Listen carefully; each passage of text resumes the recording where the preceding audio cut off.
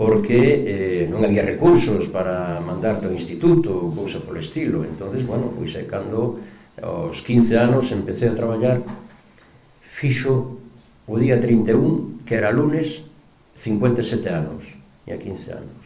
E miña nai, aquel día empecé de pantalón largo, era de color verde. Isto chegou comigo á porta e díxome: agora xa eres un home, e ten en conta unha cousa, el que neste mundo quiere gozar tiene que ver, oír e callar.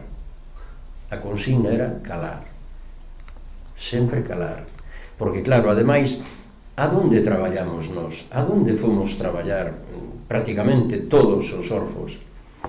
Debaixo dos asesinos ou dos colaboradores dos asesinos de nosos pais, porque os armadores de Bouzas, armadores do Berbés, eu fui traballar a casa de Eduardo Vieira, e donde Julio Vieira é un home que está nos libros como un pistolero, o que fixeron en Galicia en 1936. Entonces a cuestión era calar, porque falar era tremendo. Eu teño unha prima aínda viva, sobrinha de meu pai, ten cerca de 90 anos, tamén 80 e moitos anos. Falo moito con ela, por teléfono sobre todo, e díceme, falamos moito desto, e díceme que a gran preocupación, dice: no te figuras lo que sufrió tu madre pensando en que al ser mayor tú podías tomar venganza y te podía pasar igual que tu padre, que te podían matar. O sea, o problema, a obsesión era o medo, e o medo pois alcánzanos aínda a estos días.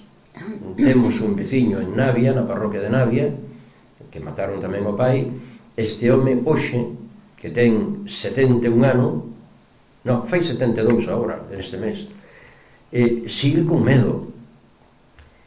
Eso é un pouco, a grandes rasgos, as vivencias de un neno orfo, e que despois, bueno, miña irmán e máis eu, pois seguimos na escola, claro, despois eu empezar a traballar, viña a comer a Bouzas, miña irmán era que me levaba a comida, e sempre foi unha vida ligada, non? Eso é un pouco todo.